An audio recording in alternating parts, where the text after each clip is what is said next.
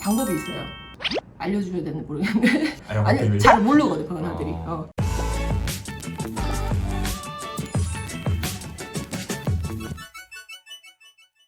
안녕하세요. 이혼 전문 박은주 변호사입니다. 오늘은요, 이것도 되게 중요한 문제예요. 우리가 항상 부동산이 문제가 되지 않습니까? 아직까지도 뭐 이렇게 물어보시는 분들이 있어요. 이혼을 하려고 하는데 이 부동산이 자기랑 배우자랑 2분의 1씩 공동 명의라는 거예요. 그러면은 선생님 요거는 2분의 1은 당연히 내목 아닌가요? 라고 얘기하시는 분들이 있는데 내가 뭐라고 그랬죠? 부동산의 명의는 전혀 상관이 없다고 그랬죠. 재산 분할하고. 내가 그 지분을 2분의 1 가지고 있다고 해서 나의 기여도가 2분의 1로 인정이 바로 되는 거냐? 아니라고 그랬죠. 명확하게 다른 재산들과 다 합쳐서 전체적인 기여도를 다시 따지는데 그게 10%가 될지 20%가 될지 50%가 될지 모른다. 그러니까 명의에 집착하지 마라. 내가 이런 얘기를 했는데 사실 실무상 부동산의 명의는 다른 의미에서 되게 중요하기는 해요. 그러니까 그런 부분에 대해서 오늘은 설명을 드려볼 거예요. 이제 우리가 이혼을 하고 싶어요. 그러면 보통 이제 이혼 소송 상담을 하면서 재산 분할의 대상이 되는 가장 큰 덩어리인 부동산, 특히 뭐 아파트 같은 경우가 상대방 명의로 단독 명의로 되어 있는 경우가 많으면은 재산 분할 청구를 원인으로 해서 이혼 소송과 동시에 그 재산에다가 가압류 가처분 같은 거를 보통 많이 들어가거든요. 그건 너무나 일반적이고 문제가 없는 루틴인 거예요. 내가 이혼을 원하고 그 다음에 이혼을 전제로 해서 내가 재산 분할을 받을 게 있으니까 그 권리를 내가 확보하고 보존하기 위해서 내가 가압류 가처분을 할 수 있다. 가압류 가처분이라는 건 기본적으로 그 부동산의 처분을 동결시키는 거죠. 대출을 받거나 담보로 제공하거나 아니면은 뭐 처분을 해서 매도를 하거나 이런 것들을 전부 다 금지시키는 그런 것들이거든요. 실무상 이런 거 진짜 많아요. 배우자가 이혼을 요구하면서 막 협박을 해. 너 이혼 안 해주면은 나 지금 우리 살고 있는 아파트 팔아버릴 거야 라고 하던지, 내가 유책 배우자가 아니야. 상대방이 오히려 외도를 하고 폭행을 한 유책 배우자인데 그 상대방이 이혼 소송을 청구를 하면서 이 아파트를 우리가 살고 있는 지금 평화롭게 살고 있는 아파트나 부동산을 막 처분하려는 움직임을 실질적으로 보이고 있어.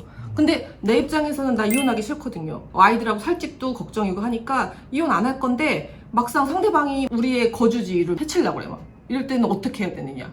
문제가 되게 심각하죠. 이런 경우에는. 그쵸? 되게 난감해하세요. 그리고 되게 불안해 하신다고요. 부동산이 상대방의 단독 명의이기 때문에 마음대로 처분을 할 수 있거든요. 그럴 경우에 사실상 실무상 어떤 우리가 조치들을 해야 될 것인가. 이혼을 원하지 않는데 할 수 있는 방법들이 있을까.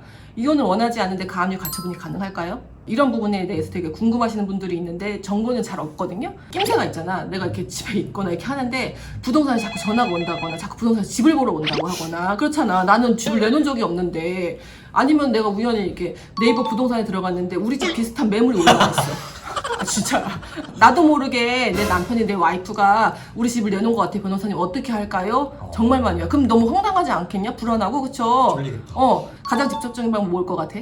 그 올려놓은 부동산에 빨리 전화하세요. 국내 부동산 다 다니면서 전화하셔가지고 이렇게 경고하세요. 분쟁이 있는 부동산이고 이거 그 중개했을 경우에 중개사분도 문제가 많이 발생할 수 있고 복잡해지니까 이거 거래하지 마세요 라고 쫙 돌리라고 소문을 내는 거야.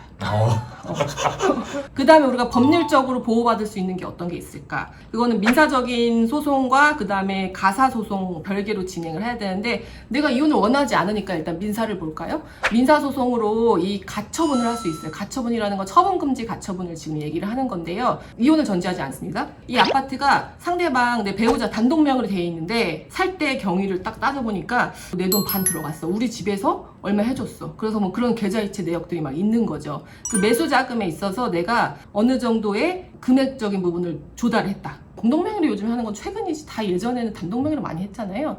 원래 2분의 1씩 있어야 되는데 내가 이거를 매수할 때 그냥 편의상 내 지분까지 상대방 내 배우자한테 명의 신탁한 거다. 이렇게 해서 명의신탁 해지를 원인으로 해가지고 가처분을 할 수가 있어요. 내 소유권 2분의 1 지분권을 보존하겠다. 그거를 원인으로 해가지고 처분금지 가처분을 할 수가 있고요. 그거에 따라서 동결시킬 수 있죠. 그 처분 같은 거는. 근데 이런 거는 사실은 조금 소명 자료들이 필요하겠죠. 좀 어려운 부분이 있다고 하면 사실은 전업주부가 뭐 20년 동안 같이 생활을 했는데 경제활동을 하는 남편의 급여를 차곡차곡 모아서 이게 산 집이야 했을 때는 사실은 내가 내 특유자금이 신정에서 들어왔다거나 아니면 내 통장에서 들어간 내역이 사실은 마땅치 않으면은 그런 주장들을 하기 힘들 수도 있지만 상당 부분 그런 부분들이 있다고 하면은 가능한 부분들이 있어요. 또 하나는 가사. 전제로 하는 건데, 이혼을 전제로 해서 재산분할 청구권을 원인으로 하는 거예요. 아까 민사는 명의신탁 해지에 따른 소유권 이정 등기 청구권을 원인으로 하는 거고 되게 어렵죠? 다 전혀 다른 거예요. 가사를 원인으로 했을 때는 결국엔 어쩔 수 없이 이혼에 따른 재산분할이나 위자료 청구권을 원인으로 해가지고 가압류 가처분을 해야 되는 경우가 생길 수가 있는데, 상대방이 이혼 청구가 들어온 거를 우리는 거부 입장을 밝히면서 혼인관계율을 유지하겠다고 그렇게 얘기를 하면서 상대방이 생각하는 거, 내 단독 명의로 있는 아파트에 대해서는 상대방이 가압류를 해놨네? 이혼에 따른 재산분할 원인으로? 그럼 이것이다 하면서 재판부에 막 뭐 얘기를 하죠. 이혼 안 한다면서 이렇게 모순적인 행동을 하고 있어요, 판사님. 이혼 안 한다면서 이렇게 내 아파트에다가 지금 가압류 해놨어요. 이거 이혼하고 싶어서 하는, 지금 이런 행동 하는 거잖아요 라고 얘기를 하거든요. 그런 주장들을 실질적으로 많이 해요. 가압류를 하고 싶은 분 입장에서는 걱정이 되는 거예요. 변호사님, 이거 상대방이 그거를 꼬투리를 잡아가지고 내가 불리할 수 있는 거 아니냐 하는데, 결과적으로 말해서는 불리하지는 않고요. 판사가 보기에 이혼이 안 될 사건이었는데 이혼을 거부하는 일방이 부동산에다가 가압류를 했다는 이유로 이혼을 안 될 사건을 이혼을 시키지는 않는다, 이렇게 얘기를 하고 있거든요. 결정적인 어떤 이유나 사유들이 되지 않는다는 거예요, 이혼 성부를 결정함에 있어서.